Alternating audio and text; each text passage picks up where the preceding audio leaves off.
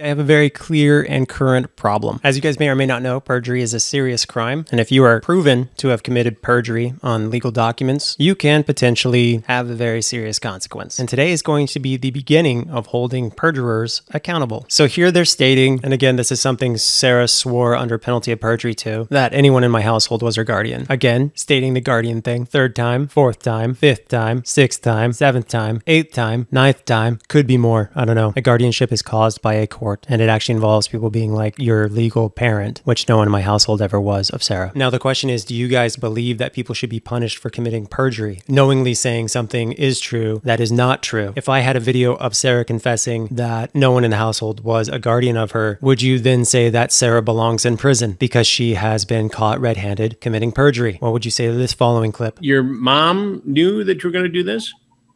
Yes. And that was okay with her? Yeah, she was like, oh, okay, you're just gonna go live out there. She gave me money every month to pay for whatever I needed. But she signed over power of attorney to Kai, and I lived with them. It was only a power of attorney, so technically, like, they weren't like actually foster parents to me or anything like that. And I also never even had a power of attorney over Sarah. So does this mean Sarah's going to jail? You knowingly, willfully published a lie. Worse, you helped publish perjury, proven perjury. And as I understand, that's legally actionable. And what's sad is that's the tip of the iceberg regarding age of contact. So as you can see here, there's a disturbing and out of context, not even sure if it's real screenshot of someone establishing that they themselves aren't interested in Sarah, but telling other people to contact her, which is confusing and gross and wouldn't be allowed in the modern day. But back then people joked about this crap all the time. Gross, vomit. Moving on. But for context, at 198, it says, during this time, Sarah also began speaking to Onision, implying I ever spoke to a 14-year-old. And then below that, you can see the making fun of the internet was again going on. As context, people were spreading rumors about the two, and they made fun of them as a result. But people love removing context to fit their narrative. What would you say if I had a clip of Sarah saying something very, very different than what she said in the legal complaint? Looking back, did they groom you during this period of time in order to get you to go visit them? I know for a fact, not during the period of time before I came up, because I didn't talk to Greg really until I met him the first time. So here it says that she was speaking to me around 14, but she just told you that she didn't really talk to me until she was at least 16, which means we have another situation where perjury is fairly evident. This is why you tell the truth, so you don't have to constantly fumble over your own lies. And I remind you guys, penalty of perjury is very, very serious. This is, once again, perjury committed by Sarah. The lawyers who are either very, very, very, very, very stupid or knowingly, maliciously supporting Sarah despite how evil she is, have this to explain. Over here, you have a video where Sarah states, hello everyone, my name is Sarah, and recently I've seen some allegations against my friend Kai regarding me, and I just came to make my statement since I see a lot of people talking for me, but people are saying that we had sexual conversations or were planning on having sexual relations when I was underage, and we never did. I don't know why people are now saying this and bringing up old screenshots that have already been addressed, but Kai is one of the sweetest people I know, and he doesn't deserve this, and it's not fair to me, and it's not fair to him, and I wish this would all stop. As you can see, they're stating that the spouse of Onision had done something horribly disgusting. You see a clear statement that such a thing is effing disgusting. Then you see these goofballs signing off on a statement that says, in the video posted on January 9th, 2019, Sarah stated she did not engage in sexual relations while underage. Sarah did not want to lie and therefore only stated literal truth. Like literally, these people call themselves lawyers. What they just committed was, without question, without doubt, perjury. And the problem with perjury is we're talking prison time, real crimes. That's what happens when you support a criminal and a liar. You wind up helping people break the law. Why do you think I cut ties with Sarah a long time ago? I warned you people, you didn't listen, and now you're helping people break the law. People are saying that we had sexual conversations or were planning on having sexual relations when I was underage, and We never did. So these folks here have made it very clear that they don't believe Onision can be raped. And they're even willing to sign off on perjury to forward their false narrative. Here they say that the statements that I was raped and that Sarah is a felon are untrue. They're not saying that they believe it. They're not saying that allegedly. They're saying that it is untrue, which means if it is proven that they knew that Sarah was a felon and they said that she wasn't, that they would have committed perjury. Ruh-roh. Here's punishment for crack/cocaine possession in Michigan. So if she had all had cocaine on her person when she consumed it, arguably maybe on her finger as she jammed it in her nose, or maybe she put it on her table as she snorted it in line. Is it her table? Guess it's in her possession. Much, much worse, arguably, is that she sold her prescription, and we're all supposed to use that fact against her. So in Michigan, where Sarah's from, apparently she could do up to 40 years for selling her prescription drugs, depending on how much, and, you know, all the variables. I want you guys to really stare at this 40 years in prison thing, and now look at this 40 years in prison thing, and this. Especially to Sarah's lawyers, I want you to take a real good look at this. Sale of controlled substance is punishable by up to 40 years in prison. And then this. Look at that. You need one more time? Just because you guys are so dumb and stupid and evil that you just can't get it through your heads? 40 years prison. This. 40 years prison. This. You can't sell your prescription drugs. And when you say use it against you, it's not going to stop anyone from using it against you. So they're proven perjurers for saying that my statement that Sarah was a felon was untrue because it was public knowledge that she was a felon. You may argue the definition of felon, but here's the Webster Dictionary, which pretty much everyone agrees on, is one who has committed a felony. That's crazy, right? Wow. And what's a felony? All offenses that involve any controlled substance or possession with intent to deliver are classified as felonies. So unless we're in some bizarre effed up world where facts aren't real, Sarah is a felon, and these two lawyers support and defend a felon against innocent people, myself and my spouse, as well as Google and YouTube, who they are actively trying to get the felon rich off of through a false and slanderous lawsuit. And of course, she was also bragging about home wrecking someone, or at least she thought it was home wrecking, because Sarah, it's kind of hard to hold your victims accountable when their life is on the line for the actions that you force them to take through your extortion. Reminder of the character here. Also reminder of the phone calls I had with Sarah, where when speaking to Onision's spouse, she said she could see herself becoming a serial killer of men, and that if men started disappearing in Michigan, it was probably her. She also bragged about doing LSD twice, and that she did coke while being a waitress, then accuses her mom of giving her alcohol underage and drinking with adults. Up here you see DUIs, being accused of giving dudes chlamydia, and while we couldn't legally record her audio confessions, we definitely got some texts. We'll be debunking the other literal bullshit later, but for now, we know for a fact that Sarah is definitely a felon. You'd have to be a total idiot to be supportive of Sarah, who belongs behind bars. Your career's going to finish. Trust me, I'm capable of it. Now I actually want to destroy you. Sarah's lawyers say upon information and belief during their time together, Onision engaged in rough and derogatory acts during sex that caused pain and discomfort, medical complications, nor her consent or lack thereof deterred Onision's incessant sexual demands and desires. So let's just see what Shiloh had to say after we had dated. So as you see at the top, this is Dracula.blogspot.com. People have stated that this was somehow my posting, yet I can very easily prove that Shiloh was in fact the person who posted all this content that you see here. Here it is right here. She literally emailed me February 16, 2012. That's right after I dumped her for the last time for her cheating on me and getting pregnant with someone else's baby. It's her apologizing to me. So her emailing me directly, her blog, you click on it, boom, there's her blog, and you scroll down, she's apologizing.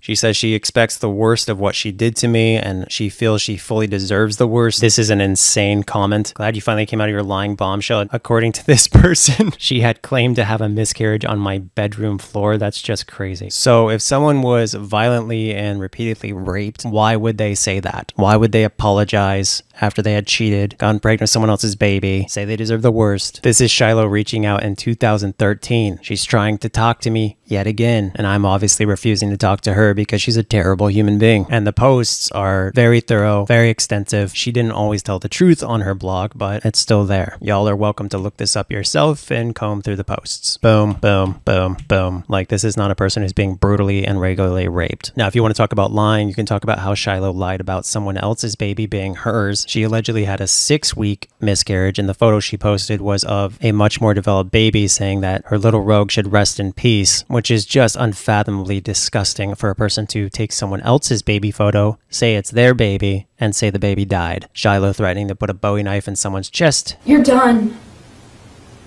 and then you'll be left with nothing. Shiloh being at odds with countless YouTubers who are financially motivated to be on her side, but even then can't support her because of how insane she is. Billy hates Shiloh. Shiloh was allegedly a porn star. Shiloh talking about how her baby died, but this is a different baby. Again, Shiloh allegedly being a prostitute. Shiloh allegedly snorting cocaine or whatever that is. As you're well aware, Shiloh is pretty thoroughly documented. Shiloh having a history of being a stalker. Shiloh equating drama YouTubers to myself, saying that they make her want to kill herself. And two other people who are actual victims of actual crimes. If you were a victim of brutal rapes, would you say you're really proud of someone's video quality many months after they dumped you for cheating on them, getting pregnant with someone else's baby, and that you wanted them to know that you're proud of them? Would you hope that that person who supposedly brutally raped you was having a happy, healthy life and encourage them to continue making funny videos? Because if I was brutally raped by someone, I would not enjoy watching their videos. I would not tell them I was proud of them. I would not wish a happy, healthy life on them. I would not be emailing them telling them how much I want them to be happy. And again, this was public information available to Sarah's lawyers, available to Sarah. I had posted this a long time ago, establishing what a fraud Shiloh is, and yet they still knowingly published false information, despite the fact that they repeatedly showed admission for their own faults, said that they deserved the worst, that they were sorry for what they did to me, wrote me over and over again, trying to talk to me, saying how proud of me they were. It's complete and utter perjury to be aware of everything I've shown you and to still say that someone is a victim of a horrible crime. And did you forget about this? Shiloh literally trying to shame myself for breaking up with her by saying that she was raped on the streets, saying she's homeless, saying she will literally pay me to take her back. This, again, was public knowledge. I had posted this for the world to see, and yet they still came up with this perjurious and disgusting statement about me. It's an absolute joke.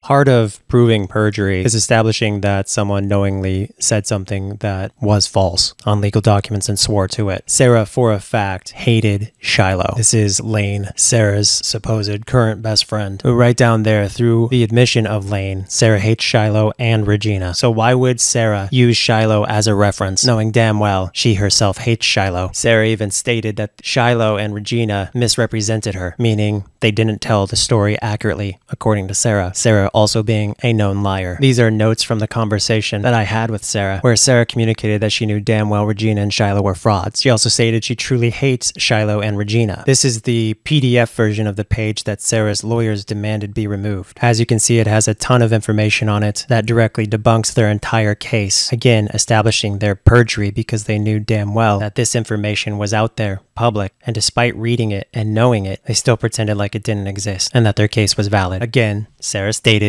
that she hated Regina and Shiloh, calling them frauds, knowing they were not reliable sources of information. So again, perjury. As you guys know, Sarah's lawyers are extremely stupid people. They say upon information and belief, Onision told Shiloh they wished to engage in sexual intercourse with her. They don't reveal what this information was. They just say they believe it. And they said that there was knowledge that we could get in legal trouble for doing so and elected to do so in Pennsylvania because of the age of consent laws. These people are so dumb, they didn't even bother to Google age of consent laws. Okay, as you can see here, it says age of consent is 16. As you guys are aware, I didn't meet Sarah until she was 16, and even then I rejected her. That's what's so hilarious about this entire case. Could have slept with Sarah, didn't sleep with Sarah.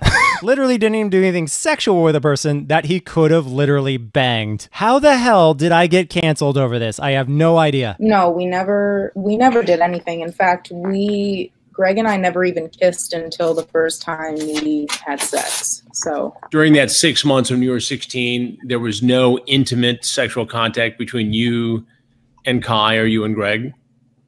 No, they never tried to like kiss me or anything before I was 18. So literally could have slept with someone, and yet I still didn't, even after she became 18. Here she says, I have known for 2 years it was out of the question, not just when I was 16 and 17, but even after I was 18, Greg made it painfully clear multiple times that pigs would fly before I would ever come close to having a chance. She said, even after her 18th birthday, there was nothing. So again, what the fuck? But this rant kicked off because of Shiloh, right? They're saying that I had gone to Pennsylvania because of their age of consent laws, which is just stupid, considering my own state was 16 years old. He loved me and he was getting a divorce. This is so stupid. Right here, a less blurred out version of the other email you saw. She says, I'm hoping that the subject of this email got your attention. I just wanted to say a big thank you. Okay, so this is obviously the first email she ever wrote to me. She said, I literally almost killed myself the other day. I hope you're keeping something straight. I don't know. I saw I'm a Banana on TV. Obviously, this is the first email she ever sends me. So if you happen to know Shiloh's birthday, it doesn't matter because I just Googled it. But but she was, do the math, actually a year past the age of consent for Washington. So she could have been in Washington at 16, 17, etc. Would have been totally legal. Meanwhile, Canada's age of consent, where she is from, is also 16. So literally Canada 16, Washington 16, Pennsylvania 16, like literally everywhere the age of consent was 16. If an adult can literally have sex with someone who is 16 or older, what the fuck are you guys talking about grooming for? Here it states that even if what these slanderous liars were saying was true, grooming isn't even a crime, and that grooming is the act of preparing a child for abuse. And yet the only record of abuse that exists is me calling the cops on Shiloh for Shiloh being a psychopath. One of those times the cops hauled Shiloh away for her being completely and utterly mentally out of control. And why? Because I broke up with her. That's how she reacts, by being psychotic. She even had threatened to kill herself and make it look like I had done it. So Sarah knew the age of consent in Washington state, and she signed under penalty of perjury that this document was true. Yet here they're saying, upon information and belief, that sex occurred because they didn't want to get in legal trouble for doing so anywhere but Pennsylvania, knowing that I lived in Washington where the age of consent is 16. Because the legal age of consent in Washington is 16. Ouch. So that's Sarah confirming that the legal age of consent is 16 in Washington state. Because the legal age of consent in Washington is 16. And yet she swore under penalty of perjury that Onision had gone to Pennsylvania because Shiloh was 17 and he didn't want to break Washington state laws by sleeping with Shiloh in a state where she was 1 year older than the age of consent. That makes no sense, is perjury, and once again, Sarah belongs in prison for disgracing the courts and having no regard for U.S. law. And then here they say, under penalty of perjury, that I was ending my marriage with my spouse, which was December 2010, which was also around the time that Shiloh had contacted me, December 2010, and they said a 16-year-old fan named Shiloh reached out and began speaking with him. But again, Shiloh wasn't 16. She was 17. April 25, 1993. December 2nd, 2010, birth date, April 25, 1993. So everyone who says that Onision was ever with Shiloh before she was 17 and a half is a blatant stone cold liar. So act of perjury here, because that video you just saw was very, very public and well distributed. Act of perjury here for the painfully obvious reasons I established earlier. And that means potentially getting in trouble with the Bar Association. You know, that's why you don't lie on legal documents, you jackasses. All right, on to the next batch of perjury and slander. So the title of this folder is Lawyers Represent Liar. These are the lawyers that represent said liar. As you can see, this is dated March 2, 23, so it's very relevant, occurred this year, and if they are found guilty of perjury by an official court system, they are well within the statute of limitations, so cross your fingers. But this is who Lisa and Margaret are knowingly representing, unless of course they don't know who they're representing, which I'm not sure if that's worse or not. What money would Greg sue you with? What money would he get from me? I am 19 years old. I don't have money. Did her whole Venmo thing. Again, it's public knowledge that Sarah is a legitimate felonious scumbag. It is common knowledge that Sarah has in the past claimed to have a personality disorder. This is Sarah stating that everyone Onision and or his spouse have fallen for is a total psycho. That means Shiloh. That means Billy. This is Sarah one of many times accusing yet another person of rape. And right here she says that she hates men. So if you're a man watching this, know that Sarah hates you. Again, Sarah is a serial accuser, accusing Ayala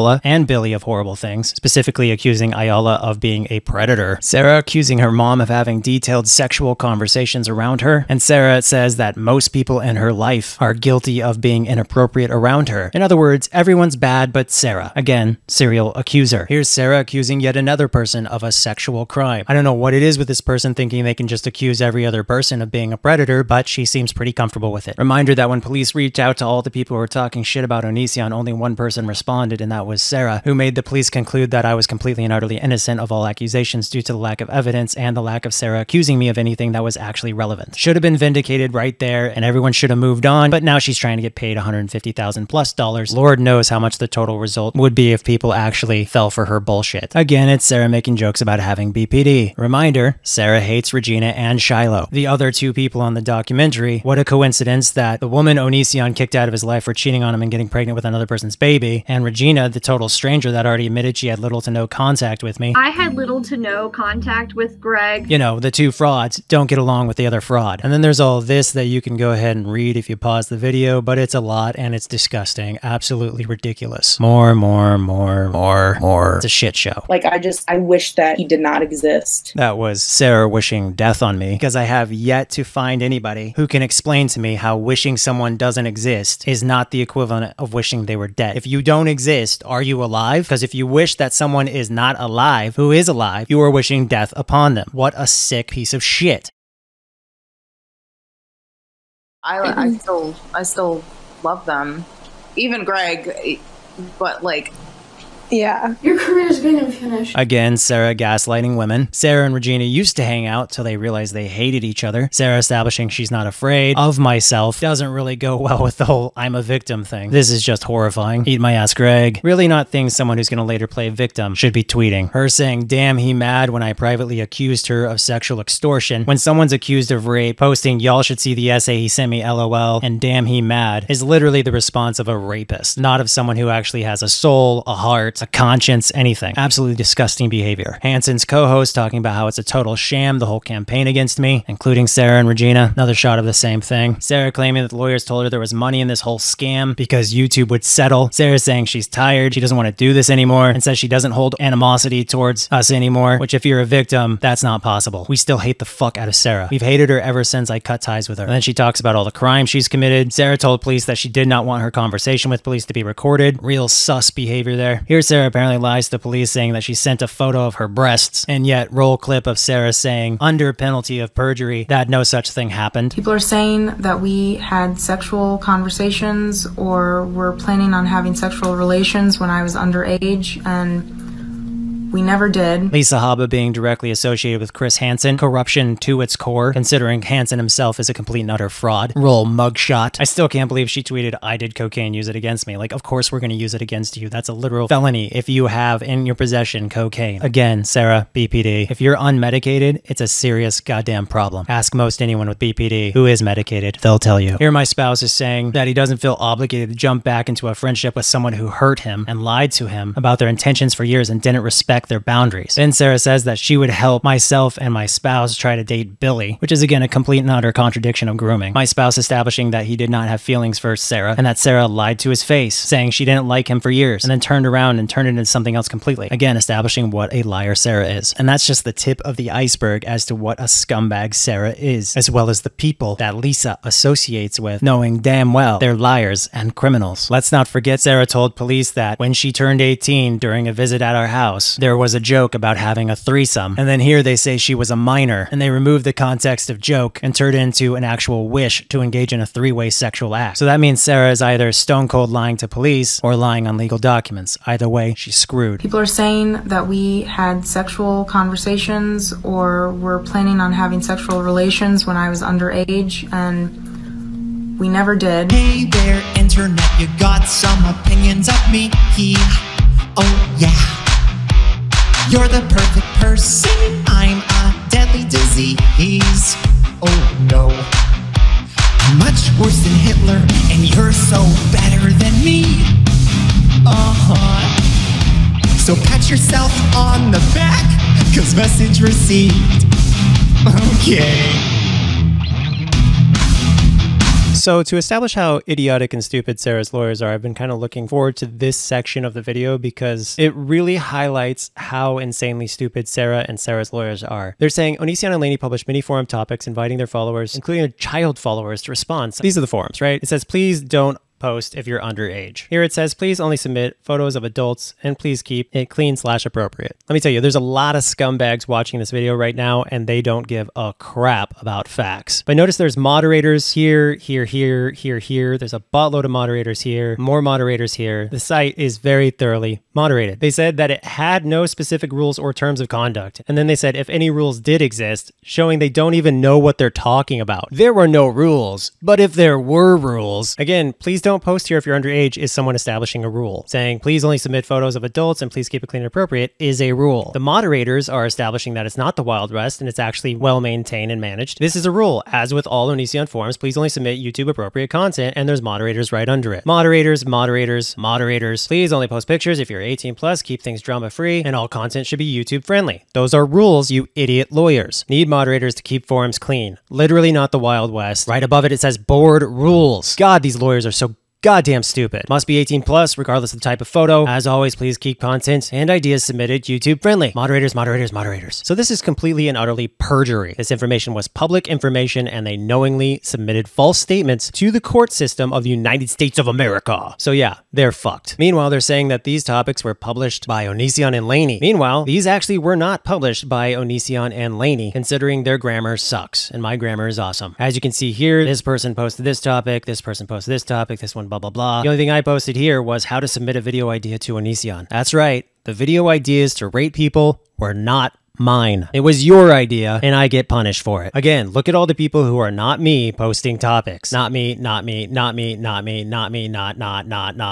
yet here they literally falsely claim that these were me posting these topics. Absolute and utter frauds. We're using the website onision.co, where if you're a grown-up, you can post pictures about a lot of stuff, so long as it's YouTube appropriate. First off, I want to establish that the forums specifically state 18 plus only. So if you submitted a photo and you're not 18 plus, you either weren't paying attention or you're a liar. Topics on the forum about 199 out of 200 times were not started by me. There were thousands of members and they decided what videos were made based on the popularity of each post. Guys, rating my fans did well. I know, I rated them and the video got views, so now I gotta do it again. Anyway, if you guys didn't know, I brought the onision.xye forums back, XYZ, which is silly. This forum just looks better than the Everyone forum, so why not have two Everyone forums? Anyway, this forum has a lot of old posts on it, like back in May of 2017 that haven't been looked at. So I'm gonna go through some of these, and I'm also gonna go through onision.co. Clearly establishing that the topics were started by fans and demanded by fans, not Onision. So again, Sarah's lawyers are scumbag frauds. Now, do you see a problem with this? Right here, they're saying that the content specifically targeted teen users and their insecurities. Their whole narrative has been that teen girls have been the target. Am I pretty? Okay. Apparently adults can't wonder whether or not they're pretty. Am I ugly or not? Apparently adults don't wonder if they're ugly or not. Should people shave their legs? Apparently adults never ask if they should shave their legs. How to flirt with guys? Apparently adults never flirt with guys. And here's the kicker. How to tell if you're circumcised. Yeah, pretty sure girls aren't trying to find out whether or not they're circumcised in an English-speaking country where female circumcision is quite literally non-existent. How to ask someone to date you, as if adults don't go on dates. Have you ever heard of Tinder? How skinny is too skinny? Yeah, because Eugenia Cooney isn't an adult. The only people who can wonder about their body weight are minors. How about these video titles? Why do people hate Marilyn Manson? By this time, most Marilyn Manson's fans were my age. Why is breastfeeding in public an issue? How does that target teenagers at all? Is it normal for siblings to experiment? How does the Ouija board work? Why do people do meth? God, I miss making these videos, but you scumbags make me not want to make them for you. Why does some feminist free bleed? These are not teenager targeting videos. These are everyone targeting videos. Same with this. Superheroes, cheerleaders, dating, haters, hipsters, twisted jokes, me dressed as a woman talking about phones because this is just so attractive to teenagers. Me dancing as a banana, a fake ghost video, killing Pokemon, cosplaying Death Note, singing about showers, experimenting with fake homeless people, a potato song. Tell me, if someone's trying to attract teenagers to want them sexually, why would they do this? It makes no goddamn sense. This is embarrassing, and I love it. Meanwhile, here's scientific evidence, hard proof that the primary audience of the Onision channels was, what is that, 81.7%. Subtract 100 by 18. Did I do the math right? Another channel, 79.5% adults. These idiots are trying to sue YouTube and Google, saying that they had these channels targeting minors when the literal hard facts established that adults were literally targeted. If this screenshot said 80% 13 to 17, you would say, oh, it's targeting minors. But instead, it says the exact opposite. So how could you in a million years say that this channel was targeting anyone but adults? So not only were adults targeted, but both genders were targeted. And yet here they are lying, committing perjury. Again, they're saying targeting underage girls, complete and utter lying scumbags. Targeting underage again. And just because teenagers like to kill themselves doesn't mean that by making a video on suicide is targeting said teenagers. You know who likes to kill themselves the most? That's right, middle-aged white men. So if you're saying I was targeting someone because of my anti-suicide videos, by your logic, I was targeting middle-aged white men, as suicide is the 12th leading cause of death in the US, and the highest rate of suicide is middle-aged white men. You guys are fucking idiots, and you're abusing the legal system to harass an innocent man and his family. So I have a folder called Dumb and Random as part of Project Perjury, and this is one of the things that was in Dumb and Random. They're showing how many times Sarah flew to her house and then went home, and then they have the goal to say she was isolated. This is perjury because of the fact that she obviously was not isolated, per their own admission. No, not the screenshot where she's just bragging about porking me behind her best friend's back. That one should have said it all, but apparently people still support her, so I guess a lot of people like it when their best friends try to home wreck them. No, I'm talking about this dumb, ironic tweet where she's pointing out that she was not isolated at all. Flight. She stated January 2019. This is ridiculous. January 2019, she says that everyone started having sex. That was because she was blackmailing us, saying she could destroy our lives if we didn't give her what she wanted. Changed her story saying that January 2019, she was brutally raped. When she posted this, I don't think she knew that she was going to change her story, so she was openly advertising that she came back February, came back April, came back June, admits to having sex again, and then coming back July and admits to having sex just with myself before I dumped her for blackmailing me, where she then apologized. And then this insane moron rapist tweeted that she had felt so guilty that she was sobbing while begging me for forgiveness for what she did to me, only to also later say that her apology was sarcastic. But the problem is that she's tweeting that she was begging for forgiveness for what she did to me. So which is it? Were you begging for forgiveness and apologizing for raping someone, or were you just being silly, goofy mood right after someone dumped you and being sarcastic? So falsely claiming, committing perjury, stating that someone isolated you is a crime if they in fact did not do that, which I have just established we obviously did not. Otherwise, there would only be one flight, wouldn't there? Then they say on August 5th, 2005, Onision married his wife, Sky Jackson, which again is dumb and random because I have never been married to anyone named Sky Jackson. You don't even know the name of the person I was married to. And what's cool is I don't have to prove this, what her real name is, because one, that would be frowned upon, posting someone's full name, who really has nothing to do with anything. But also, you can just Google it and figure it out yourself. Maybe, I don't know. I'm just establishing that Sarah's dumbass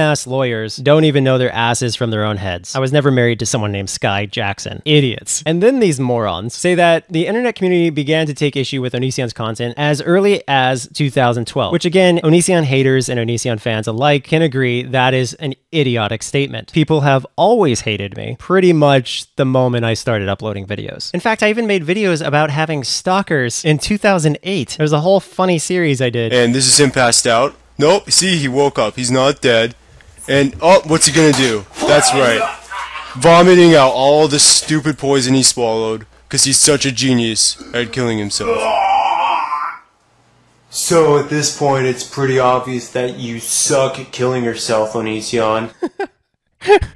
See, this is the comedy I'd love to go back to, but people online are so goddamn toxic that why would I want to entertain you monsters? So let's just keep debunking the frauds you helped destroy my life over. So the Sky Jackson thing debunks itself. It's just so ridiculous and easily disprovable, which means you just under oath published a false statement because as you are all aware, my name when I was married to Sky was Daniel, not Jackson, Daniel. And even then, she didn't change her name to my name. This is just a belly flop on behalf of the lawyers. And obviously, I was making videos about how other people make videos about me being hated in 2008. So this is a belly flop as well. You know, stating false things on legal documents that are self-evidently false, considering a basic Google search would have debunked your false claim. And then they say that on October 26, 2016, Sarah returned to Gig Harbor, but I didn't live in Gig Harbor in 2016, you idiots. 11/16/2023 today, 7 years ago was 2016. So let's go to 7 years ago. There you go. 7 years ago, bird trapped in my house. Click on it, and here you can literally see this is the house I live in. It is not in Gig Harbor. You look out the window, you can literally see a tan house. You can see the backyard. Very, very obvious. That is not the Gig Harbor house. So they made a false statement about my ex's name. Made a false statement about when the internet took issue with me. Made a false statement about where Sarah actually went. Made false statements about Sarah being isolated. And then there's Sarah saying that she's formed psychological and emotional injuries, emotional distress, and mental anguish, as well as intends to prove her actual damages as a result of each of the defendant's actions. The problem with that is Sarah wanted to kill herself before she even spoke to my spouse or me. And if a person wants to kill themselves, that means they've lost enjoyment for life and that they're at their lowest possible low. When you start at your lowest possible low and then try to say that other people who meet you later in life were responsible for your feeling low, it's very, very difficult to actually prove you're not just a serial accuser who blames everyone else for your problems. And roll clip of Sarah admitting that she wanted to kill herself before she even spoke to my spouse. And in addition to that, that her speaking to my spouse in the first place was actually an enhancement of her life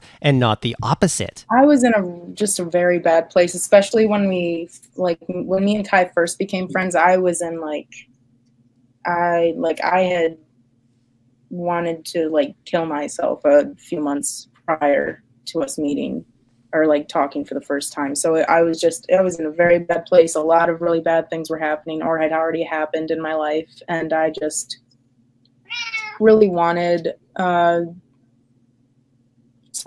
just wanted something good to happen. And I felt like that was the good thing that I got for everything else that was going wrong.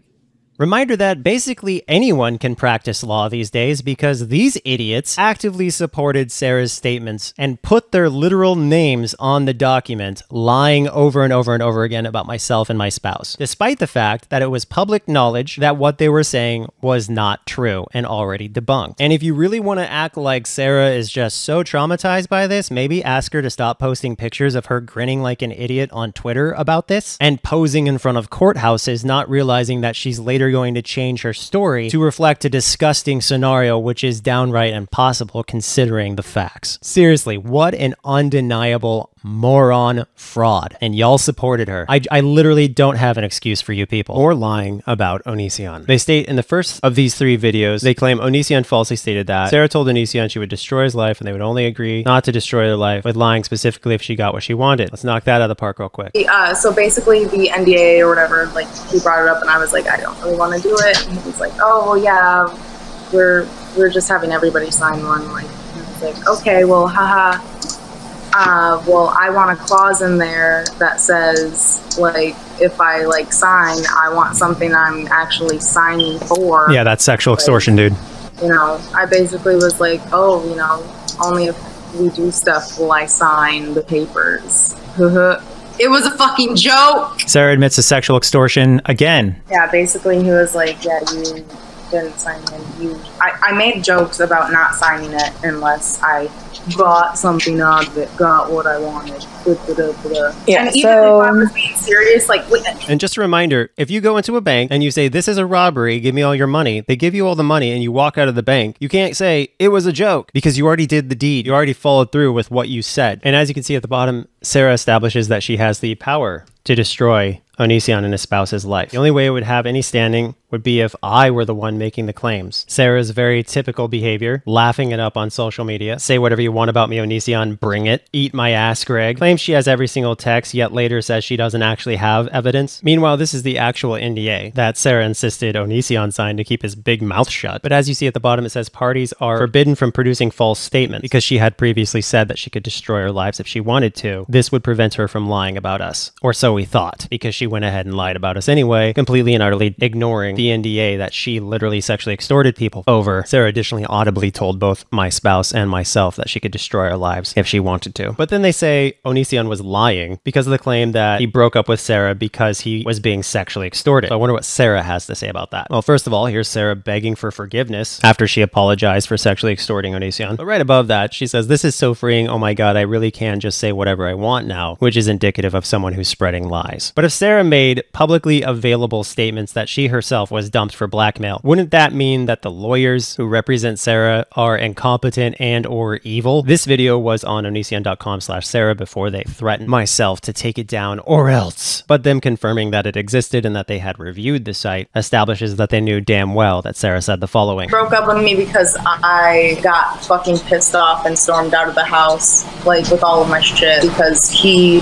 kept saying that I had blackmailed him. So they're saying Onision broke up with Sarah because he was being sexually extorted, yet there Sarah is admitting that she was dumped for blackmail. Blackmail often indicative of sexual extortion often indicative of rape. So that's the lawyers again knowingly making false statements about Onision, because Sarah just admitted why she was dumped, and she said, broke up with me because I got fucking pissed off and stormed out of the house, like with all of my shit, because he kept saying that I had blackmailed him. Hello. Then it says Sarah was paid to lie in association with Discovery Plus and Chris Hansen. Okay, let's find evidence that she was paid. First off, this is something that was posted to the web of Shiloh being paid $20,000. This was forwarded to me and appeared to be legitimate. Blackfin is the company that was a driving force behind the anti-Onision documentary. And then you have a receipt of Edwin, an anti-Onision Two-Face fellow. Two-Face because when I spoke to him, he trashed Shiloh like crazy, as well as trashed Chris Hansen. But apparently he was also paid $800 for being on the documentary. Reminder that evil people typically have a difficult time getting along. Then you have a screenshot where Chris Hansen is obsessed with monetizing his fraudulent #MeToo videos. And they're talking about how he made $192.87 in super chats last night. How exciting to exploit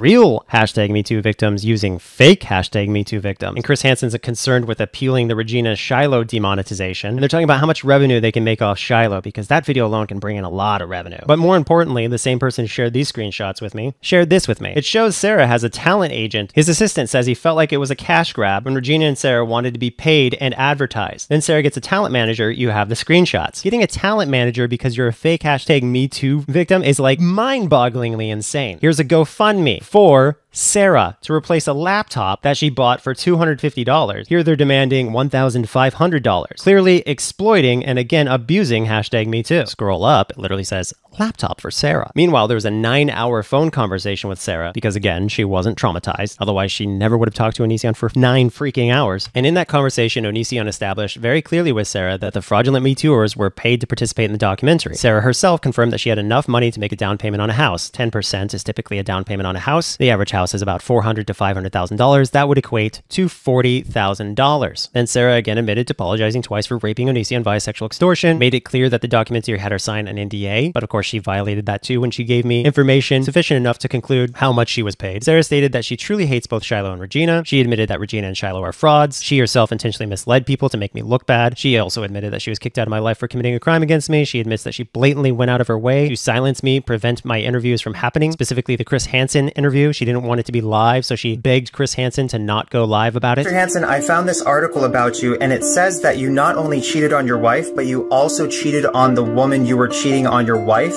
who you had 2 kids with. Anyway, a charity live stream, remotely, COVID friendly. I'm offering you a chance to clear your name.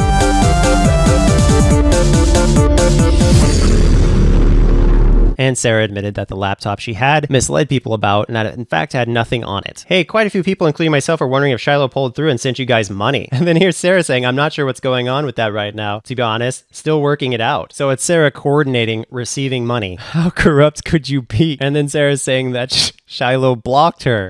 That's what you get for joining forces with the person Onision warned you about, you dumb motherfucker. Anyway, so I just proved that all of these were not false statements by myself, but I did prove that they were false statements by her lawyers and Sarah herself, who had printed those false statements on legal documents. So maybe the American Bar Association should hear about this, and since Sarah swore under penalty of perjury, maybe the police should know about what Sarah said here, as well as everywhere else I've been proving she's committed perjury. Want want, that's why you always tell the truth, idiots. So here Sarah says some pretty hilarious things. For date context, you see January 5th, 2019. This is when grooming accusations are going absolutely bonkers on social media. But Sarah's establishing that she has all the power. She says the only way that they would believe there's a grooming, that's the context, would be if she was the one making the claims. So she's establishing to us that all she has to do is say that we did it, and that would be it for us. But the funny part is that she says she doesn't like making her personal life public, when both Onision haters and Onision fans can laugh alike, because this insane, frustrating person went on live stream after live stream, international television. Okay, I want to be a private person now. But this series is about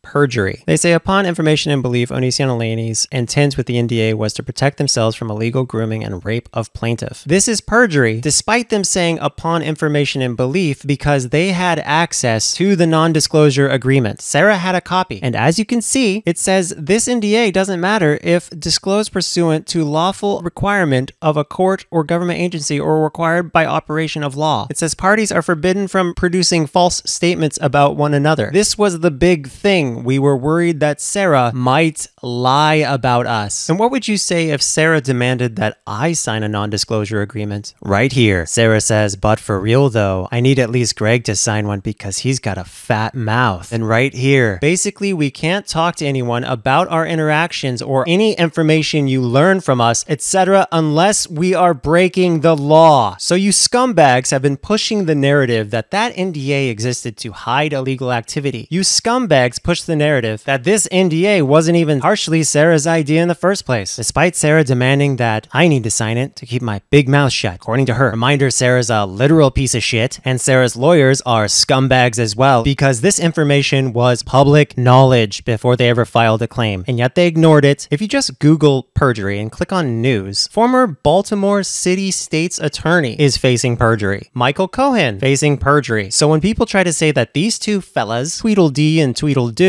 can't get in trouble for knowingly lying on legal documents, they simply don't understand the law. Because if you knowingly say something that is not true to abuse the legal system, you both could face punishments through the Bar Association and even lose your ability to practice law. And it is undeniable that public information was available to both of you that directly contradicted your disgusting narrative, and yet you willfully and knowingly ignored it. Hence why the Chris Hansen interviews were privated or deleted. And you confirmed yourself that you had reviewed onision.com/Sarah-Onision and onision.com/Sarah, which on those sites had directly contradictory statements coming from Sarah herself that destroy your entire case. Videos on that page like Sarah wanting to physically assault me, Shiloh saying she deserves the worst for what she did to me having not seen her since, Sarah admitting I had kept her away from drugs and illegal activity. You knew damn well that Sarah repeatedly defended my character. Sarah admitting that the reason she lived with us was because we were saving her from an abusive environment. She wasn't going into one, she was leaving one by her own admission. Another video that was literally on the page that you insisted I remove from the internet is Sarah pointing out that she can say whatever she wants because she's broke, so suing her would be pointless. Sarah admitting that she's an accused rapist, and her admitting that the people who accuse her of rape don't want her in their life anymore. So what do? You go after her victims. You were aware that Sarah had confessed that she was dumped and threw a tantrum after I had accused her of blackmailing me / sexually extorting me. You even defended her, saying that her apology for raping me was sarcastic. You also clearly ignored the fact that Sarah was constantly rejected. Through Sarah's own admission, showed little interest in her when she was not an adult. Sarah admitting that the people who mostly support you are liars, and even worse, you repeatedly claimed on the legal documents that I was ever Sarah's guardian, when she herself said the exact opposite. It's only a power of attorney, so technically, like, they weren't like actually foster parents to me or anything like that. So again, scumbag lawyers, I would be shocked if you didn't both lose your ability to practice law, and I wouldn't be surprised if you went to jail. But because you two are insanely incompetent, you said Sarah was uncomfortable, but signed the NDA because she believed she had no choice. And yet again, before she even signed the NDA, she insisted that I sign one because I have a fat mouth. Here's Sarah talking about the NDA on the same site that you acknowledged you were aware of when you demanded it be taken down. Sarah admits Onision has all his friends sign NDAs and points out no one should trust her. Wait for this one. They made everybody sign NDAs. And they're like, we're going to make you sign one too. And I was like, that's hurtful, but okay. That's hurtful. Damn, I've been loyal for so fucking long. I don't have any loyalty left. Like at all. Gee whiz, I wonder why we questioned whether or not you would one day go around spreading lies about us. Can we see that clip again? Damn, I've been loyal for so fucking long. Apparently not long enough. I don't have any loyalty left. So here you say Sarah was able to visit again without signing the NDA. Sarah traveled and arrived in Washington January 16th, 2019. Notice you completely leave out any interaction before the kissing incident and the sexual intercourse. So let's hear Sarah's take on what actually happened. You know, on the website that you already knew damn well existed. Well, haha. Well, I want a clause in there that says, like, if I, like, sign, I want something I'm actually signing for. Yeah, that's sexual extortion, dude.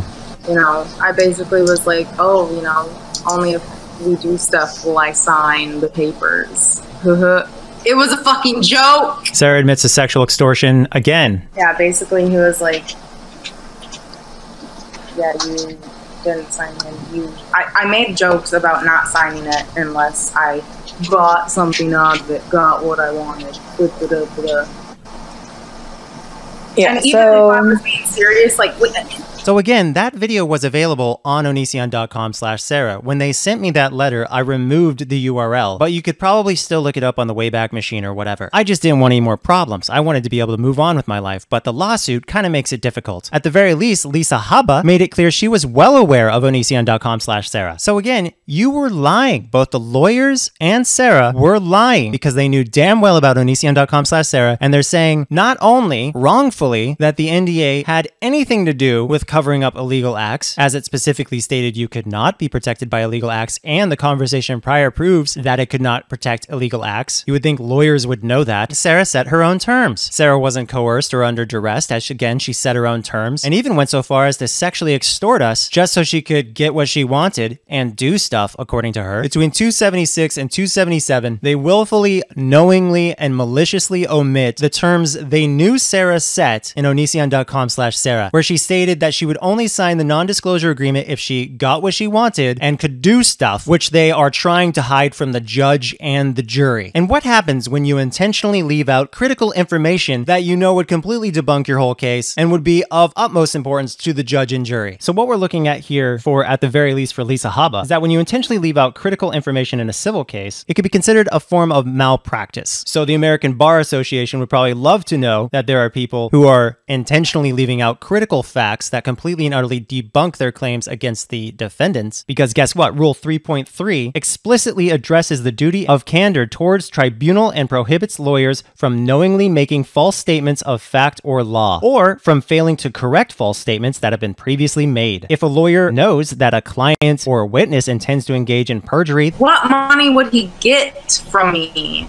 I am 19 years old. I don't have money. And now you know why this chick hasn't been sued for slander yet. The lawyer has a duty to take reasonable remedial measures. And because they have not taken remedial measures, and they themselves are in on the lie, professional disciplinary actions, disbarment, and potential legal actions like sanctions or contempt of court could be in their future. So, you know, good job supporting Sarah, a self-admitted felon, you morons. And now that this, among many other disgusting lies that you published, are known as lies, you have to issue a correction confirming that you in fact published false statements on legal documents. Because when you say upon information and belief, the intent was to protect themselves from illegal grooming and rape, which is fucking disgusting, and are publicly confronted with this text, which was already public information long before you filed your suit, that specifically states any information you learn from us, etc., unless we are breaking the law. Note that the parties agreed that information shall not be deemed confidential and have no obligation to hold it in if such information is required by the law, debunking your claim. If Lisa or Margaret really cared about victims, they would be representing me. But instead, they're predators who only care about defrauding Google and destroying innocent families. Reminder, Sarah's a literal piece of shit. As you can see here, Sarah is claiming psychological trauma, physical pain and suffering, fright and shock, and loss of enjoyment in life as a result of what she claims to be caused by Onision/Onision's spouse. So here is Sarah saying that she loves and appreciates the person who she says that she is traumatized by. This is Sarah admitting that she was saved from an abusive home by Onision. When I was going to move in with them, it was because I was having a really hard time where I was. And I basically texted Kai from my car, like crying one night, and it's like, oh my god, all this stuff's happening. And Kai was like, oh, I'm gonna seriously talk to Greg about you living here. This establishes that there was trauma and a really messed up life before she was significantly involved in either of their lives. Let me ask you guys this. Someone who's super traumatized, mortified, lost their will to live, yada yada, would they be laughing and celebrating and joking on Twitter about hurting the people they're supposedly a victim of? This is Sarah celebrating Onision losing his ability to support his family as he once had before. Her laughing about it happening as well. That's not a traumatized person. That's an evil, horrible person. Would somebody who's a victim, who's traumatized and lost the will to live, openly say they love the people that they claim took their will to live? I mean, I'm not gonna sit here and pretend like it's not. It fucking sucks. Like, I still. Yeah. Like, especially Kai, but I still love them. Even Greg, but like. Yeah. Yeah, no, the feeling's not mutual. When you try to destroy someone's life with lies, how could they possibly love you back? That was me talking back then, and I feel the same way today. How could you love someone as evil as Sarah? Someone who has done as much damage as Sarah, all while causing that damage through fraud. Remember how Sarah swore on her grandma's life that she wasn't groomed? This is a text from her talking about that person dying. And when did this happen? Around the February-March area of this year. So if you're traumatized by people, why are you talking to them? I know why we were talking to Sarah. It was to get information and to get her to confess or otherwise provide us with evidence that could establish that she was not traumatized and that she was scamming all of you and abusing real victims associated with #MeToo. In the conversations with Sarah, she establishes that she didn't really want to file in the first place, but only did it as revenge to myself because I was actively defending myself against her bullshit claims. And again, I ask you, would Sarah be pranking the people that she was traumatized from? Would she be pranking the people who took her will to live? Because here's a phone call that was made from her area code with her heard audibly in the background, probably drunk, laughing as her friend taunted Onision, calling him a dumb bitch. As you can see, notes were taken then as well, because that's what you do when you live in a state where you can't record phone calls legally. You take notes. Now, what would you say if Sarah admitted that she had traumas prior? Boom. There you go. Use my past trauma/abuse against me. I double dog dare you. Whatever that means. Here she is posting memes about how traumatized she is. Because that's what you do when you're traumatized. You post memes. Now, what would you say if Sarah tweeted that she doesn't have PTSD? And this is after the last time she ever saw Onision. What about that? Why does everyone keep saying I have PTSD? I appreciate the love, but I've never been diagnosed. She's so not traumatized that she doesn't know why people are saying she's traumatized. Now, Sarah came to Washington State primarily to avoid her supposed abusive mother. So she stayed in a mother-in-law house outside of Onision's house, a separate building. If she was super traumatized from her experience being primarily about and around Onision in Washington State, do you think that she would post a picture of, I don't know, calling Washington State her second home and being so excited to return? Missing my other home, Washington. Missing it. Like, gosh, I miss it. I want to be there. What a wonderful place. This place where I was supposedly traumatized and lost my will to live. Now, what if I showed you notes from a conversation that was had with Sarah, because we know damn well these conversations occurred due to the repeat and constant receipts, as well as text conversations. So what if I showed you notes from a call where Sarah says that she's healed and moved on, long prior to Sarah stating that she lost the will to live and was traumatized? On December 19th, 2021, around 9 p.m., Sarah claimed she was healed and had moved on after James. Sarah also claims that Shiloh is a crazy person, which everybody knows. Once again, proof that these conversations happened with Sarah. Let me ask you this. Would a person who's desperate for attention and their 15 minutes of fame post a photo, gloating and smiling? Or would a person who just endured a horrible, disgusting, brutal rape and is traumatized and lost her will to live post a picture of her gloating and being happy as can be on Twitter? You tell me. What do you think of that? calling my lawyer baby, smirking like the biggest bitch that all of us have met. Everyone knows this bitch. We've all met her. We all know her. She's a terrible, horrible person. Like, what if she stone cold said that she was traumatized and lost the will to live before she ever even met Onision or his spouse? What would you say then? Where were you? What space were you in, Sarah? I was in just a very bad place, especially when me and Kai first became friends. I was in I had wanted to kill myself a few months prior to us meeting or talking for the first time. So I was in a very bad place. A lot of really bad things were happening or had already happened in my life, and I just really wanted something good to happen, and I felt like that was the good thing that I got for everything else that was going wrong. That's really interesting, isn't it, guys? She was saying that Onision's spouse was actually the good thing that was happening in her life. And she said that she wanted to kill herself before she literally even spoke to Onision's spouse. She said she had endured trauma prior to ever even speaking to Onision's spouse.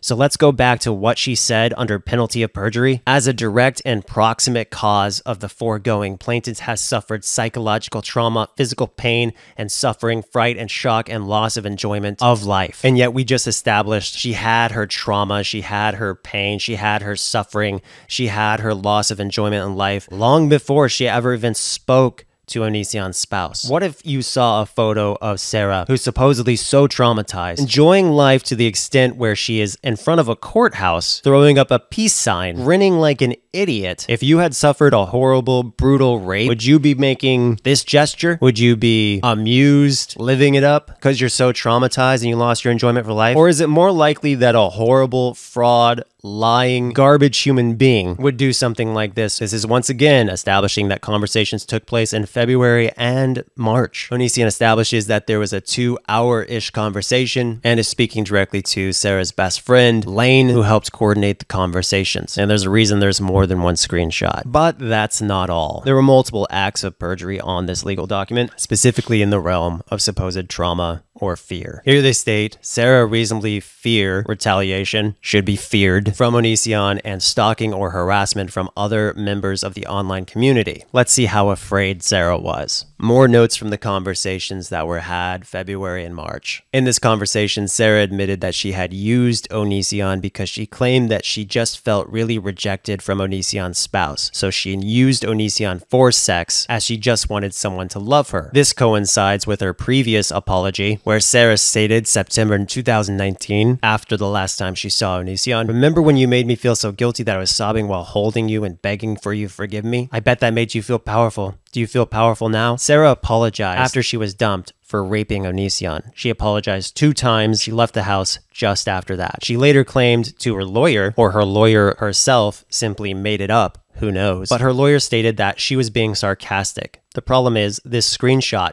where she admits she was begging for forgiveness and was sobbing. But as said in the phone conversation, Sarah goes on to say that my spouse is still the best friend she ever had. Once again, not traumatized, not afraid, nothing. Sarah shared some of her drafts, including photos of Onision's spouse. She says, "I'll miss you and I'll always love you. Please have the best life and be happy. Thank you for all the great memories." Does that sound like a person traumatized who's lost the will to live? And let's talk more about how afraid Sarah is of Onision. What would you say if I played this video and she literally challenges Onision to a physical fight? Would you say that's the behavior of someone afraid of someone? Imagine if the roles were reversed. How unacceptable it would be for me to say this, but she can do it because she's a woman, right? Saying you want to physically assault someone's only abusive if you have a penis, right, guys? Fuck I yeah. challenge Onision to a boxing match. Oh my god, dude.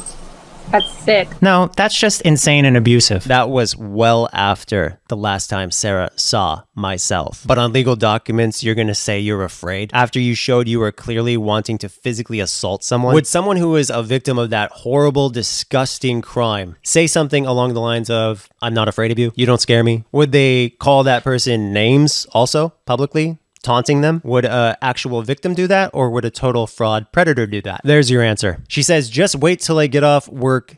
You do not scare me, pussy." Right below, she says, "You're pathetic" at Onision. And Onision, myself, is saying, "I want you to know I have never seen Kai hurt this much. The damage you did, I can't believe you would hurt Kai and the kids like this.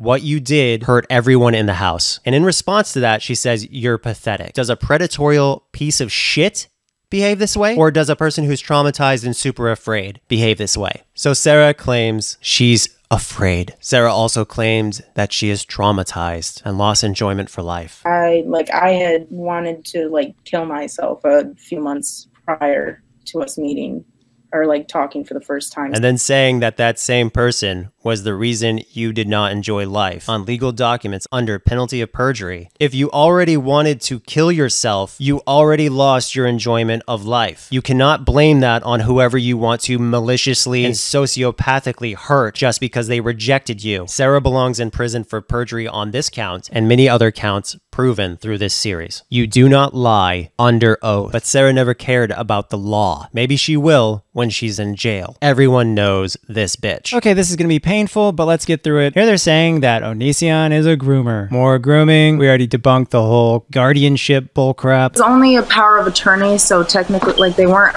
actually foster parents to me or anything like that. She signed over power of attorney to Kai. More grooming BS. Again, the debunked power of attorney crap, because for some reason they just, this is 359 and this is 345. It says the exact same thing pretty much, but they were just copying and pasting it over and over and over again. Insanely pathetic on the lawyer's part. The same thing again. They're just literally, oh my God. Here they're saying that sexual conversations occurred. People are saying that we had sexual conversations or were planning on having sexual relations when I was underage, and we never did. And that people said it was illegal to have sex, but they could kiss and make out instead. We never did. Here they're saying more sexual stuff was shared via conversation. We never did. Implications of sexual conversations. We never did. More implications of grooming. More implications of grooming. Here they're talking about more grooming. Sarah telling a police that she did not have sexual contact. Here's a witness saying, sorry, you're being accused of grooming. That's so gross. It's not even close to how you act around Sarah. Kind of why I tried to warn you. I was a 26-year-old woman who was around Sarah and myself and my spouse because my spouse was actively going on dates with this person who again is a 26-year-old. No, someone who groomed someone wouldn't give a fuck. And then here she swears on her grandmother's life that she was not groomed. She said she would say her mother, but implying that she wishes her mother was dead. And then Sarah hilariously says that these people are just saying what they're saying about the grooming because they're just trying to get money and clout, and it makes her sick. Flash image of Sarah posting her Venmo so you can donate to her as she gets clout and money. Here it says she did not have any kind of sexual contact with Jackson or Kai during a trip. Said she lived in the mother-in-law suite, so not even the same house. Said she worked at a Target store in Puyallup and had more freedom, and yet previously they were saying that she was isolated. Add that perjury to the pile. Says there was no discussion of a sexual nature. She says Ayala Karina tried to sleep with her when she was 16 and that Billy gave her tips on how to starve herself. She says they have zero evidence of anything illegal going on because nothing illegal has gone on. This is harmful to all of our reputations. And by the way, this was January 4th, 2019, so she was an adult when she's saying all this. They have zero evidence of anything illegal going on because nothing illegal has gone on, which means there was no sexual touching of a minor. There was no sexual conversations. There was no sexual images or anything, as she herself is saying nothing illegal has gone on, speaking as an adult. During that 6 months when you were 16, there was no intimate sexual contact between you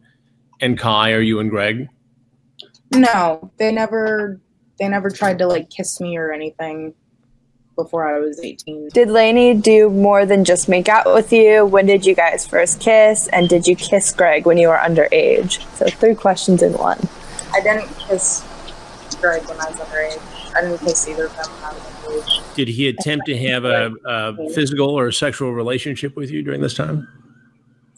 No, we never did anything. In fact, Greg and I never even kissed until the first time we had sex. Again, her confirming that, yet again, nothing sexual happened on her trip. This is Sarah telling someone that she knows for a fact I'd never kiss a 14-year-old because that was just a random rumor that people were spreading online, as people online have no morals or conscience. Second screenshot to capture the reality of it. This is Sarah saying that she never even cuddled until she was 18. Sarah herself says that she cuddled with a 17-year-old, and Sarah asks if she herself is a pedophile, and then makes fun of everyone spreading rumors saying, oh no, she's grooming an underage friend, called the internet police, LOL. Sarah establishing that she didn't even meet my spouse until she was 16. Again, legal age of consent in Washington state is 16, and even then rejected her even after she was 18. Sarah saying she's calling the police on Ayala Karina for talking smack about Sarah and my spouse. Here's the leaked text messages where I was telling Sarah to go full-on truth mode in regards to the video that she was making. I say, be strong, be honest, be real, keep your chin up, etc., etc. Let's cut to the video that she made right after I just told her to be honest and do full-on truth mode. People are saying that we had sexual conversations or were planning on having sexual relations when I was underage, and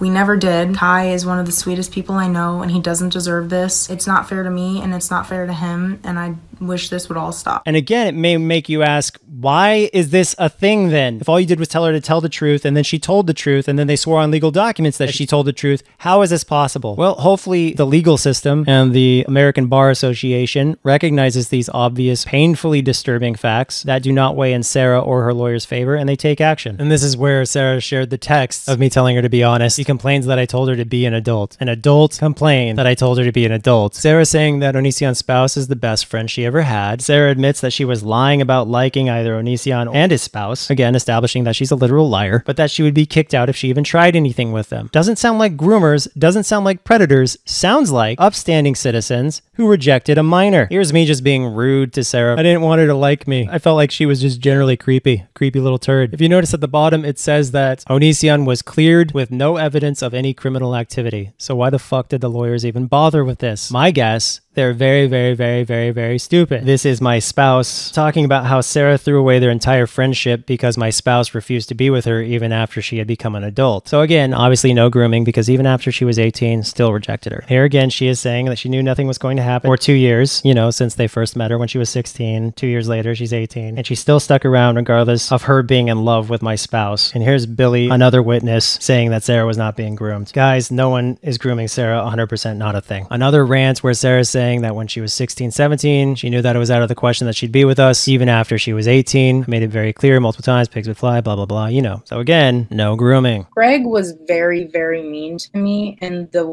weirdest way. He was an asshole. Sarah saying, if you were grooming me, I would have already found out by now. This screenshot never gets old. Swearing on your grandma, then wishing death on your mother. Jesus Christ. She says, you did not groom me. I had a grown-ass man attempt to actually groom me when I was 11, and once I caught on to what was going on, what he was doing, I clawed the fuck out of him. I wouldn't be surprised if that man was falsely accused, knowing how dishonest Sarah is. I guess this is her again accusing Ayala of trying to get with her when she was underage. She says, no, you didn't plan to lay and wait until my 18th birthday, then kidnap me into your sex dungeon. Literally none of us knew this was going to happen. If you were grooming me, I already would have figured it out by now. Sarah at one point claimed that she was trying to groom people. You could put this next to countless things and their complaints to contradict their complaints. In a video posted on January 9, 2019, Sarah said that she did not engage in sexual relations while underage. And in that video, she completely and utterly vindicates my spouse completely, where she states that my spouse did not exchange photos, did not make comments, nothing sexual at all. And yet here they're saying that these people are predators who did groom. That is proven perjury. This is also perjury. Again, perjury. They say transportation across state lines and facilitate further grooming and sexual activity. There was no intimate sexual contact between you and Kai or you and Greg? No, they never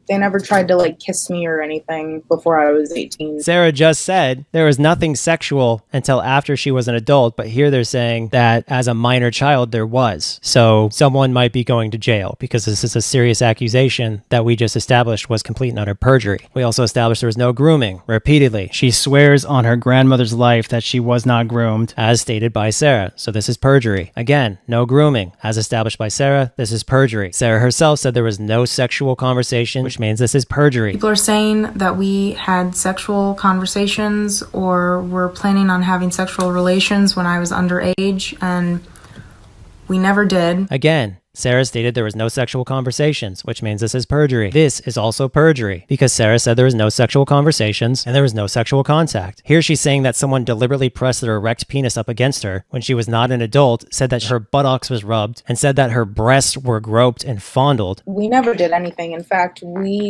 Greg and I never even kissed until the first time we had sex. They never tried to kiss me or anything before I was 18. She says they have zero evidence of anything illegal going on because nothing illegal has gone on. This is harmful to all of our reputations. Again, obvious perjury. Moments ago, she established there was nothing sexual when she was a minor. And again, for some reason, they just keep saying the same thing over and over again, which just is more counts of perjury. When she said nothing sexual happened in multiple interviews, again, quadrupling down that nothing inappropriate happened, and then says the opposite later on legal documents, Sarah committed perjury. Sarah said there was no such conversation in the interviews. Again, this is slander because there were no sexual conversations prior to adulthood. People are saying that we had sexual conversations or were planning on having sexual relations when I was underage, and we never did. Again, this is perjury, slander, and I wouldn't be surprised if the lawyers lost their licenses to practice. The guardian, once more, perjury. Guardianship, once more, perjury. It's only a power of attorney, so technically, like, they weren't, like, actually foster parents to me or anything like that. Travel for the purpose of engaging in sex acts with minors, that's perjury. We never did anything. Perjury. God, they really shouldn't have copied and pasted this stuff. Perjury again. Seriously? Perjury again. We never did anything. In fact, Greg and I never even kissed. They never tried to, like, kiss me or anything before I was 18. So again, I don't know how you guys live with yourselves, not sure how you sleep at night, not sure how you look at yourselves in the mirrors and feel anything good when you see the person looking back at you. If laws matter and facts are relevant, then y'all are screwed. They say justice prevails, right? I guess we'll find out. The perjury of sex trafficking. They're saying that sex trafficking is when someone knowingly persuades, induces, entices, or coerces any individual to travel in interstate or foreign commerce to engage in any sexual activity for which any person can be charged with a criminal offense or attempts to do so. We never did anything. In fact, Greg and I never even kissed. They go on to say that it's knowingly persuading, inducing, enticing, or coercing any individual who has not attained the age of 18 to engage in any sexual activity. This is perjury. Roll clip. I didn't kiss Greg when I was underage. I didn't kiss either of them when I was underage. Did he attempt to have a physical or sexual relationship with you during this time?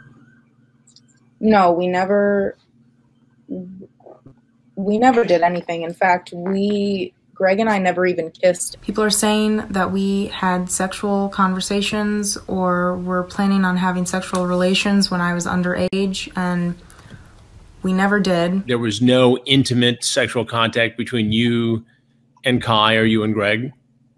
No, they never tried to, like, kiss me or anything before I was 18. Again, they're saying that the plaintiff was a victim of sex trafficking, both here and here. I don't know why they copied and pasted so much, but that's just another count of perjury. They say sex trafficking occurred, and they're saying that a rape occurred. The invasion is over. We lost the final war. Humanity is broken. Earth cracked at the core.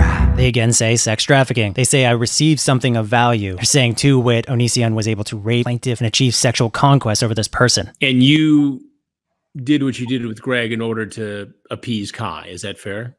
Well, not towards the end of the relationship. No, it turned into me kind of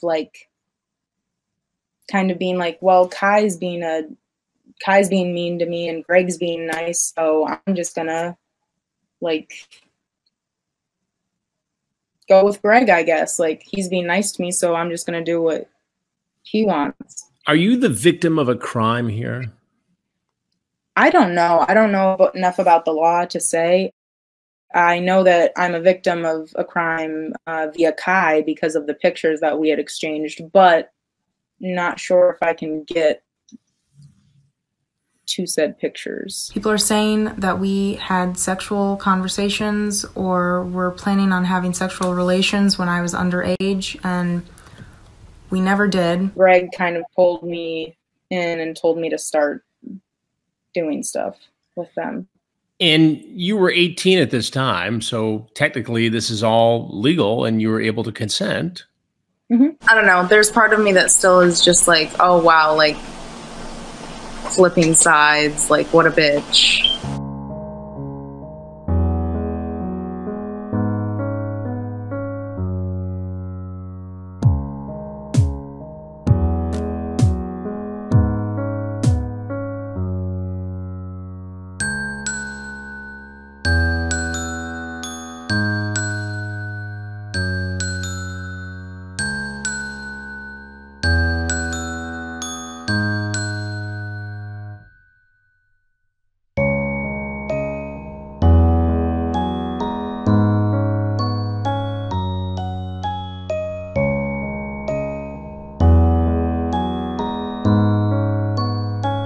All right, so we just established that Sarah told police that she was consensual, specifically on the exact same trip that she on legal documents claimed she was raped. And then she told Chris Hansen that she wasn't raped. And you were 18 at this time, so technically this is all legal and you were able to consent.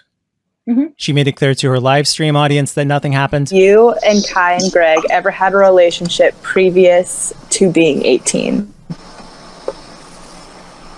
You have to be more specific than that. Like sexual relationship? No. Yeah, no.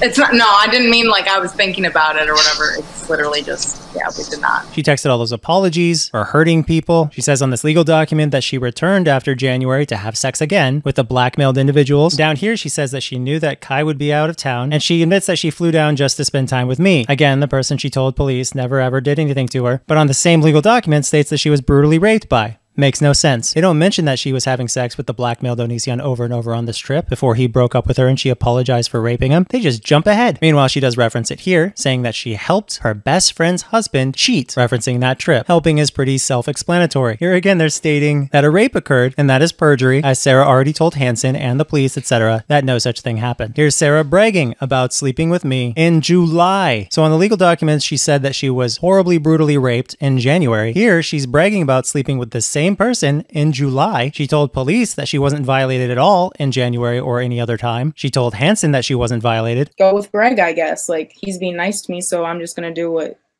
he wants. Technically, this is all legal and you were able to consent. She told her live stream audience that she wasn't violated. I basically was like, oh, you know, only if we do stuff will I sign the papers. I made jokes about not signing it unless I got something out of it, got what I wanted. Like, especially Kai, but I still love them. Even Greg. I guess simple answer is like, yeah, I wanted to be with Greg too. And also in the screenshot, she's bragging about what a criminal she is. Just in case you didn't get it the first 5,000 times, here she is talking about how she was apologizing for raping myself, begging me for forgiveness. Again, Sarah going in depth about how sex occurred with the blackmailed Onision. And let's not forget that Sarah actually admitted that she wanted to be with me. Someone asked, did you really even want to be with Greg? I thought that you liked Kai.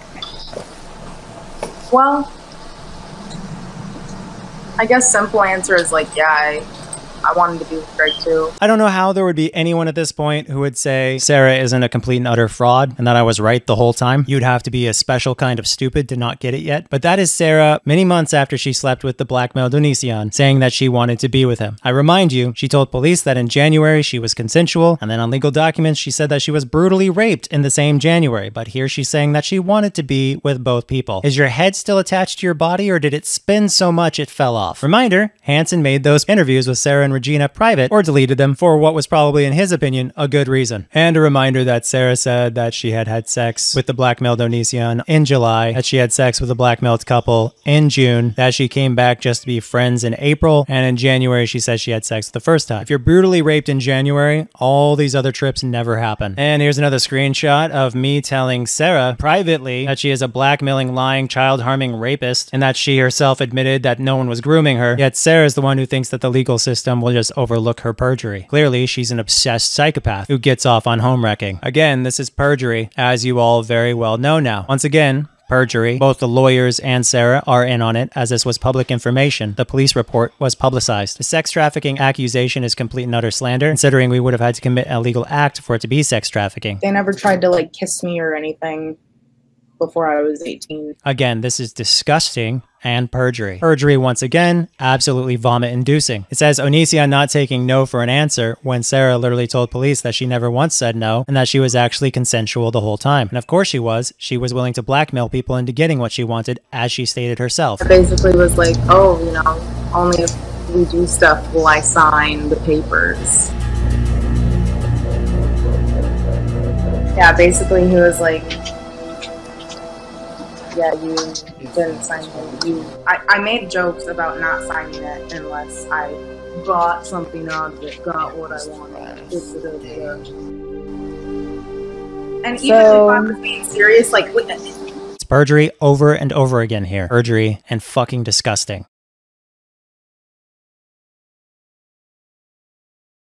Perjury and absolutely disgusting. You all know this is perjury. Copied and pasted perjury. It is insane how many times they lied under oath here. It's just the same garbage over and over and over again, trying to destroy innocent people's lives, which they successfully did. Broke up with me because I got fucking pissed off and stormed out of the house, like with all of my shit, because he kept saying that I had blackmailed him. This is just gross as well, especially after Sarah repeatedly stated nothing of this nature happened to her. Okay, well, haha.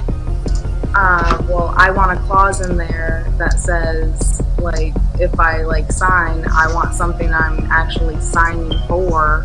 Like, you know, I basically was like, oh, you know, only if we do stuff will I sign the papers. Disgusting perjury. Disgusting perjury. Perjury. I didn't kiss Greg when I was underage. I didn't kiss either of them when I was underage. Perjury. Perjury. Perjury. No, we never did anything. In fact, Greg and I never even kissed. Perjury. Perjury. There was no intimate sexual contact between you and Kai or you and Greg?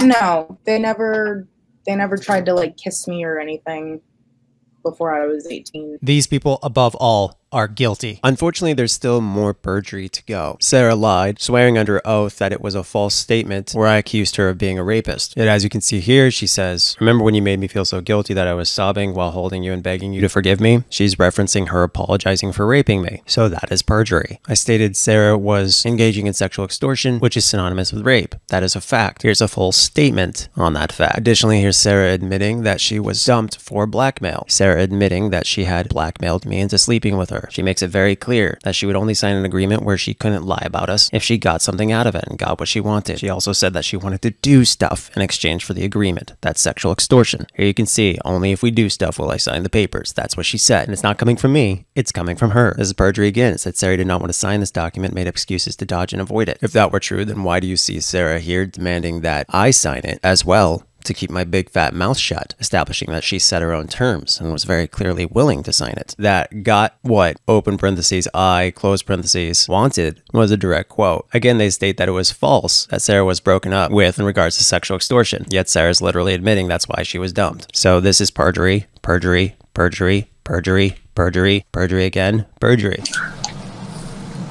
That I blackmailed and raped them. Dead ass. Dead ass. Very funny. Yes, we should laugh about this. Very funny. With a smirk on your face. Yeah, sorry guys. I'm just like... Is Kai on Greg's side? Yes. Yeah. Would you ever try to salvage a relationship / friendship with Kai? I just don't see how. I just don't see how. Like,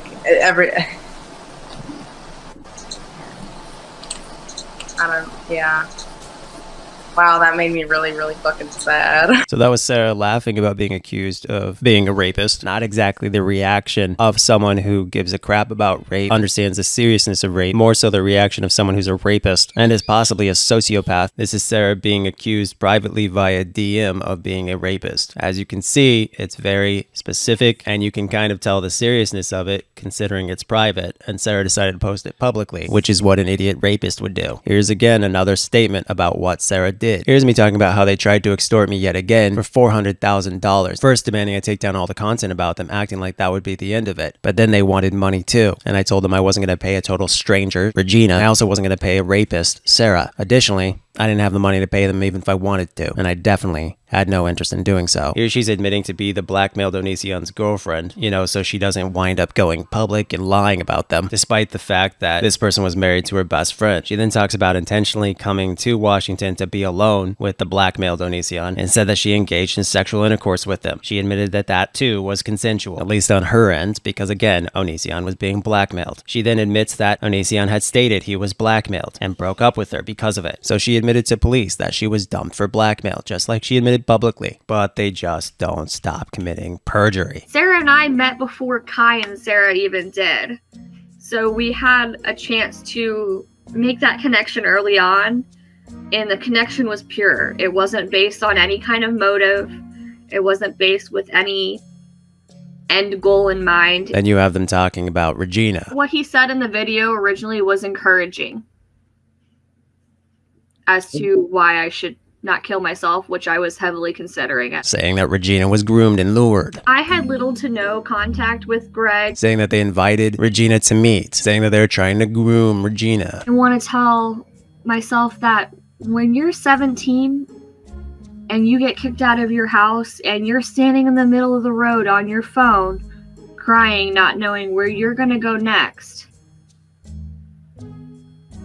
Kai's not going to care. I did struggle with addiction previously. Here they're stating that they met Regina, which Regina herself admitted they had never met. I want to tell myself that when you're 17 and you get kicked out of your house and you're standing in the middle of the road on your phone, crying, not knowing where you're going to go next, Kai's not going to care.